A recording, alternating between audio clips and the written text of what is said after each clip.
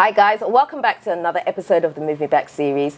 Today I have with me Pearl. Hi Pearl. Hi Della.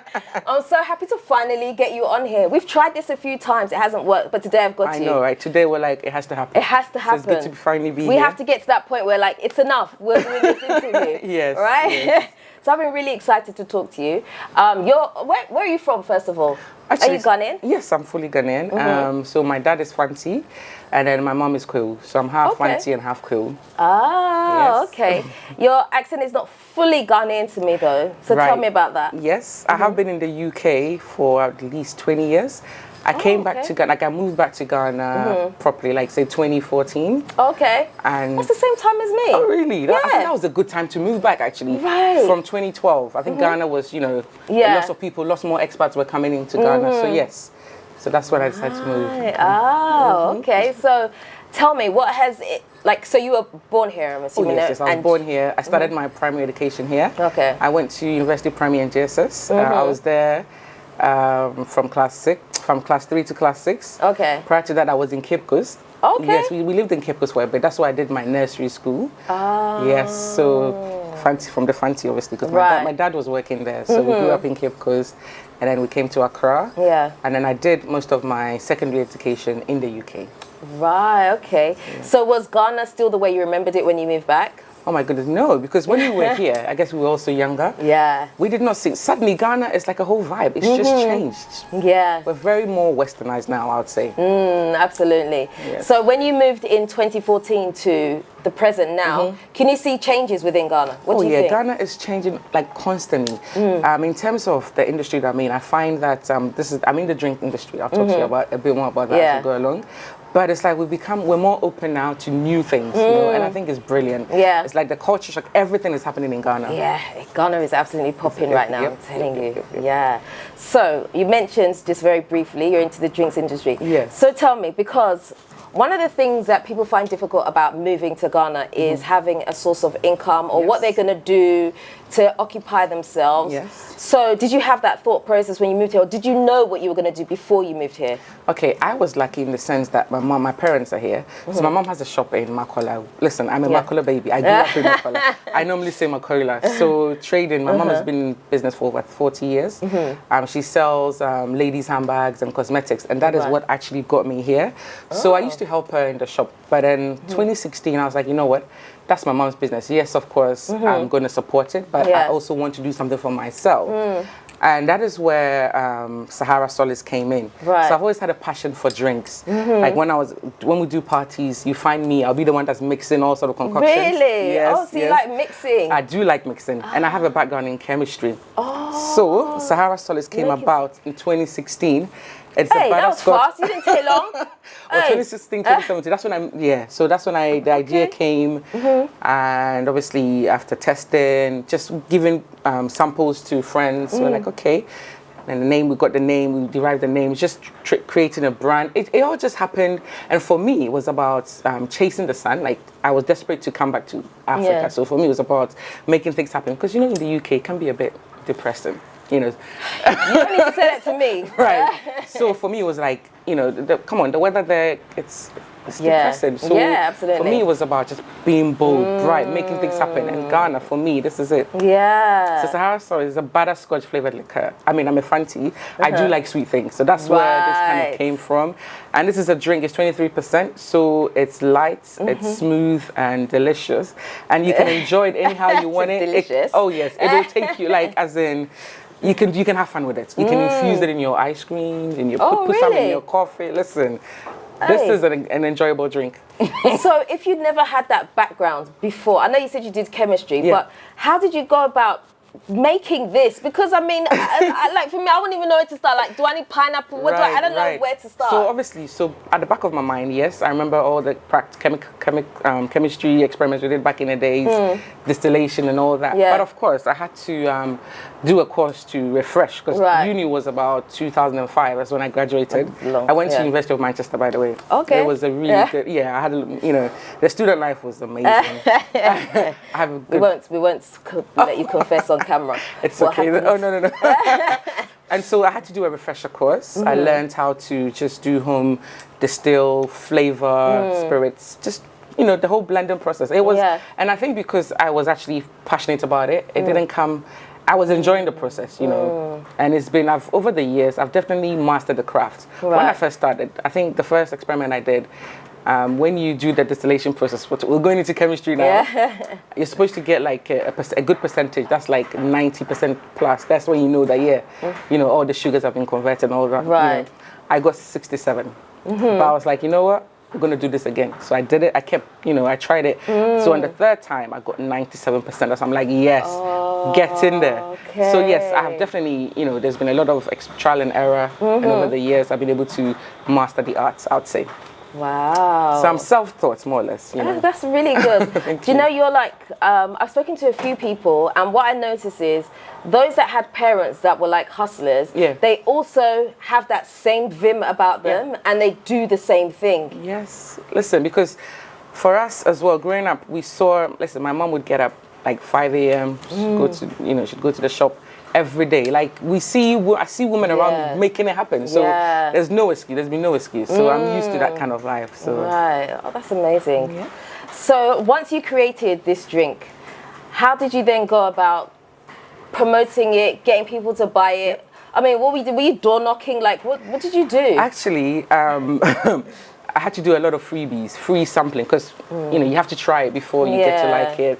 Friends and family have been so supportive. I mean, I've done loads of events, whether there's a wedding or there's a funeral, I have a little stand there, get people to try it. You know, so I think over the years, it's definitely been word of mouth. Right. Because in terms of the marketing, there's a lot more that needs to be done. But at least, I would say social media has been good as well. Yeah. We have a good social media page where our followers, you know, we are interactive with them. So people actually, when they try it, it sells itself, to be honest. And that's been a good thing. Because people they're like, oh wow, it's like, somebody said, it's like sweets, it's like toffee in a bottle kind of thing. So it brings back all these memories, you know, so the drink has been able to sell itself, I have to say. And then it's like when they know the story behind it, they're like, oh wow. And everybody has been so supportive.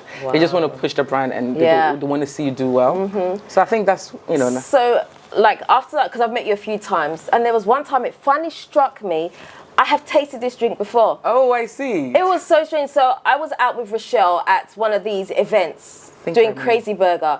And then I think I didn't recognize you. I didn't know anything about you. But I think we went over to her and you said, oh, I've seen your YouTube channel or something like that. Okay. And then some of your guys were giving out samples. Yes. It was actually at the Food and Hip Hop event. There you go. At the Pearly Gate. Funny enough, there's one happening again this Saturday. Right. Oh no, it was a vibe. It was good. Yes. I actually met so many people. They're like, you know, and people had heard about it, but they didn't know exactly where to get it. Right. We gave lots of samples that night. I remember I had one. I tasted it, because first I was like, nah, I don't want it. He was like, no, try it. It's really nice. I'm like, I'm not a drinker. Yes. Like, it's like, just try it. I was like, oh, fine then. They're like forcing it down. I was like really surprised. I was like, can I get another one? He was like, no. Yeah, he said you can buy it over there. Exactly. No, to be honest, it's best when it's served chilled. Literally, I don't think you expect that kind of flavors. No, I didn't. I expected it to taste like alcohol. Yes. And it didn't. It was actually sweet. Yes. And, I was like, and it goes down very smoothly because people, you expect it because you think it's alcohol. It's 23%. You think, oh, it's going to get that burning sensation. Yeah. But it's been triple distilled. So it's very smooth. He said triple distilled. Just in case you don't know. Yes, and I'm not going to tell you about it, but yeah. Wow, that's amazing. So business has been going well? I would say the prospects are very good. You know, just in February, there was a pop-up in London that we were there, we did tastings, and the feedback from, you know, this is in Covent Garden, so everybody, we had different people coming in, and they were just amazed. They loved it. Yeah. So there's a shop there, it's called My Runway Shop. They actually stock Sahara Solace in London, you know, so we are trying to branch out of Ghana gradually, you know. Wow. Yeah. So how do you have like a manufacturing site? How do you do it? Right, okay. It seems like a lot. I mean, the reason I'm asking is it seems like a lot of work. Like me, I'll quit if I do this one because it's not for me. Listen, I think, like I said, honestly, it's been hard work and dedication and just passion that has got me to the stage. Yeah. I started off in my mom's kitchen. My mom has been very understanding. That's where that's where I used to start doing the blend and everything. Yeah. And then obviously along the way we got FDA, but now we do have a bigger, where we've got like a sub bottling contract with one of these distilleries here in Ghana. So that's the way we're looking at going forward. Wow. So did you have a plan for your business? Like, did you know, okay, I'm gonna take this and this step to be able to get to what I'm doing, or did you just muddle your way through? To be honest, it's been like literally when you're thrown into a maze. Yeah. Obviously, like I didn't expect. Like, yes, we got a drink was out, but in terms of a business plan, we didn't really know the direction. Yeah. But it's over the years that we've had to get a business plan. We've learned more about, processes, the way to market, the right, like there's a lot. There's a lot that goes into it now. So I'm hoping that the level that we've reached, we just recently won an award at the Ghana Beverage Awards. Yes, it's for... Look how nice it was the liquor of the year from last year. Wow. And so I think with all of these, we're growing, So I think... We probably need more professional help to come into business as well, because it started off as, say, a passion. I didn't expect it to get this level, to be honest. But those are always the best ones. You start something, it starts off almost like a hobby, and then before you know it, you're thrown into it. And sometimes that's the best way, because if you had started like, this is the business I want to have, sometimes you can put yourself off because you feel like the dream is too big. Yeah. But once you've started and it's a hobby, you just find, and actually now that I find that obviously over the last 12 months, we've got 2 awards, I'm like, oh, wow, we can actually do this. Yeah. This brand can be a global brand. Well, give or take maybe 5-10 years with the right investment and, the right management. Yeah. So now I'm thinking, listen, like I'm like, whereas before I would we just start small, but now I'm looking for the bigger picture. Wow, that's amazing. Thank you. So has this been able to financially support you while you're here, or do you do other things as well? Oh my gosh, this has not supported me at all, because more or less all the sales from the business has to be reinvested back into the business. So me sitting here is by the grace of God. Yeah. And I live with my mom. So yes, my mom has been very supportive. Actually, my family has been very supportive, so they do look after me. Right. Yeah, you see, the reason I asked is because I want people to get the absolute picture of what it's like to be here. Okay. So even though you have this amazing thing that you started, it's not always what you see, right? There's a lot that happens behind the scenes. So there's compromises you have to make in order to stay here. Yes. So your compromises that you're living with. Yes, I'm living with my mom. Like, I mean, obviously, and I've got 2 kids as well, actually. And luckily in a good school, the dad is supportive. But I think if I didn't have these basic structure, I would have probably left and gone back to the UK, because there's a system that works. They're very... when it comes to like a single mother, with the UK would look after me, right? So I'm like, But for me as well, it was because I was always desperate to just move back to Ghana. So I said to myself, I have to make it work. No matter what it takes, I have to make it work. So that's what's kept me here. Right. So did you ever at any point have like an exit plan? If Ghana doesn't work, I'm out of here. Yeah, I'd given myself, I'd given myself up to the end of this year. Oh, really? That's a long period, though. Yes, I would have gone back to That's the UK. So good. Like, I love that. So I want people to understand, because I find that people tend to quit around 1-2 year mark. No. It's not long enough. No. Like, you've been here for how many years? So really, but then the business itself, this business started in 2017. So 2017, so we're looking at least 6 years. Right. They do say a business after, when you're able to cross over 5 to 6 years, then you know you're getting somewhere. Right. But those first 2 years is hard. Yes. 5 is even. Yeah. And obviously with COVID, it was all about survival mode. Right. And oh my goodness. And obviously I think now, because we've survived that as well, we know we can survive anything else that comes. Yes, exactly. But it's been crazy.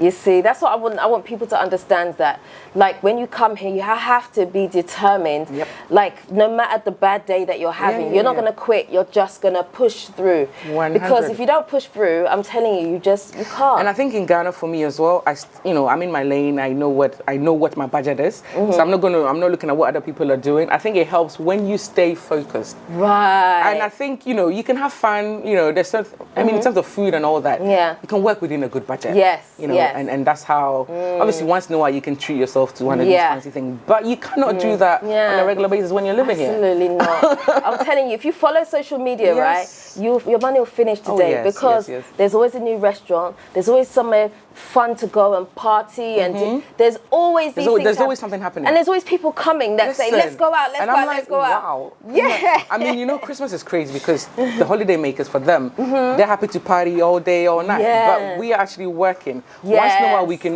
enjoy ourselves. But it's not like that. Yeah. That's not real life. No, it's not. Just like how, if you say you went to the UK, they're also working. They have their 9 to 5 jobs, so they're not going to be partying with you all night. No, absolutely but not. But it's different when they're here. They think everybody's on holiday. But no. Exactly. It's funny because I went back to the UK once, and when I went, I was so miserable. I went for 3 weeks, and it was so hard for me. It was the longest 3 weeks of my life, honestly, because I couldn't get access to anybody. Yeah. Everybody was working. Yeah. I just couldn't slot into anyone's schedule. Yeah. So after I'd done my detox of clothes shopping, I was just like, time to what time is the flight? Yeah, no. I needed to get back to Ghana. Of course. Because I had adjusted to a different lifestyle. No, this is your life now, Yeah. And actually, I find that these days, when you're outside, out of Ghana for more than 2 weeks, you start thinking, oh my gosh, I want to go back home. Yes, because you feel like you have things to do. Because Ghana, you're always moving. You're thinking of the next thing to, like, there's just so much happening all the time. I think Ghana, yes, we're very lucky. In fact, we can be very flexible because, like, even if people finish work, there's always something happening. There's a buzz. The weather is good. The positive vibes is definitely here. You just have to get around the system. Yes. And then you know how to survive. Yeah, exactly. So what has been the hardest thing for you about moving back to Ghana? Okay, so I think for one, it will be the fact that, in the UK, you can just get up, take a bus, you're going to the shopping center, even just going to see your GP. Yeah. So all those things that there was a system in place that it worked. So I've had to just kind of adjust to the Ghana. I mean, Ghana here, yes, you can go shopping. It's not the same. You can get people. You can they'll tailor make something, an outfit for you. But it's not the same as actually going to a big shopping center and just window shop and buying stuff. Yeah. So I do miss that about the UK. I must say. I do too. I won't lie to you. I do. Yeah. I actually realized when I came here that I'm probably addicted to buying clothes. Oh wow! Because when I came here, I think I did twitch a few times because I was just like, I need to go shopping, and you can't really do that. The one thing we here. have a lot in Ghana is food. The food is. As for food. So you really have to try and manage your diet and your weight as well because food is everywhere. It's like food is our thing. Yeah. There's a lot of carbs that fly around here. Gosh. Yeah. You have to be so careful. Yes. So apart from the sun that you really love, what else do you love about being in Ghana? Oh, for me, Ghana has always been home. Even when I was in the UK, I always used to look forward to coming for holidays. And my mom, we were lucky, we had that. And I do have a big family. And honestly, I just love being in Ghana because I do have that family and friend support. So for me, that's always something I can always rely on, So what has been like, I probably asked this just a minute ago, but what has been really hard for you? One of the things that maybe you're still trying to solve while you're here? What has been, do you have anything like that? I think I would probably have to say it would be in the education system. Because in Ghana, if you want really, really good, so let's say Cambridge type schools, the money is a lot of money. Yeah. And I've had to sacrifice because I think sometimes if I was in the UK, I mean, the kids would have had, good basic schools to go to, and I wouldn't have had to pay much. But that's one thing that I struggle with here. I mean, they're in a good school now. Yeah. But it's like, wow, it's a big sacrifice. Yeah. It's really schooling is definitely one of the things that is very, very difficult. Yes. Especially if you have multiples. Well, I mean, I have 2 and I'm struggling with that, so I don't know how people do it. It's a lot. It's a lot of pressure, definitely. It's something we're not used to as well. We're not used to paying for school, so coming here, and you mean I have to what? Yeah. And then there's the whole admission fee thing. I'm like, oh yeah. What's his admission fee? Like $2,000 admission fee per child? I've been looking at schools and you see the bill, you're like, oh wow. And I'm just trying to get my head around it. I know, but you see all these children in the school, you're like, so each one of those paid $2,000 admission. I find myself doing, I'm like, oh wow, what are they doing? What are they doing right? That's exactly it. You think, I wonder what they're doing to support this lifestyle, because it's a lot. So you just have to do what you can, extra curriculum activities that don't cost too much. You just have to be creative and find ways to entertain children. So absolutely, I love it. So tell me, what's the future for your drink, Sahara Solace? So, like I said, we have been looking outside Ghana. I was in Nigeria. They had an international fair back in Lagos. And the response over there was amazing. So I've been talking to distributors, potential, so I think now we want it to be like a brand that Africans, will be proud of, and to go beyond that, So for me right now, like I said, I'm very open and I'm very positive. Yeah. My thing is positive vibes only. Yes. And I think for me, when you think positive, positive things happen. Exactly. So absolutely. I am just, you know, we're still here. We keep getting, like, even in Ghana, when people realize, it's like, oh wow, it's a Ghanaian. I'm like, yes, it's made in Ghana. Obviously, I have a bit of Britishness in here, but we are saying it's a Ghanaian product that we want us to be, is a premium product that we want us to be proud of, and we hope that it will be a global brand in years to come. Lovely, that's amazing. Thank you. So just as a final question, what advice would you give to someone that perhaps wants to move to Ghana and is not really sure where to start? What would you say to them? What's one key piece of information? First of all, I'd have to say, take your time. I mean, for the first couple of years, if you can, and you have those flexible work that you're able to do. These days, a lot of people can work remotely. Yeah. So if you have those kind of contracts, that works, and you can always come to Ghana, enjoy the sunshine, the vibes. And also, whilst you're here, I think you have to be more open-minded. That is absolutely key. You've got to be very open-minded and just allow things to happen. Yeah, I love that. Okay. So where can people find you if they want to know more about the drinks and maybe more about you? So Sahara Solace. So we are available on Instagram. It's just called Sahara Solace. Also on Facebook, Twitter, LinkedIn. We're also in ShopRite, all the branches across Ghana. I didn't know. Wine Barrel in East Legon, Wine Rack, Bachelor Total Hazard, Bargains, all in Spintex. And we are working on coming to a place closer to you. Wow. So we're just a phone call away. Amazing. I will just add to what she's just said, right? The first time I actually met Pearl in person, someone was like, I went to a dinner and they were like, someone's sitting there. I was like, oh, so where's the person then? They're like, oh, she does drinks and she's downstairs talking to the people behind the bar, trying to put her product in. I was like, oh, okay. And then after meeting her, I was like, okay, I see. This woman is all about her business. No matter where she goes, she's got a bottle with her and she's going to promote it to you, whether you like it or not. And that's amazing. That's the hard work. That's the courage. I love it. Thank you. So for me, it's about being bold. You've got to be bold. You know? You have to. You snatch every opportunity, so I love it. Thank you very much for that. So guys, please do go ahead and check out her Instagram, see where she is. If you can, pick up a bottle, support the business, and definitely try it. It is really, really nice drink. It really is. But anyway, that is the end of today's video. Oh, thank you. So thank you for coming on. So guys, that's the end of today's video. I hope you've enjoyed it. If you haven't already subscribed to this channel, please do me a favor. Hit the subscribe button and the notification bell. Don't forget to also like, comment, and share this video. Until next time, we are out. Nutitfafa.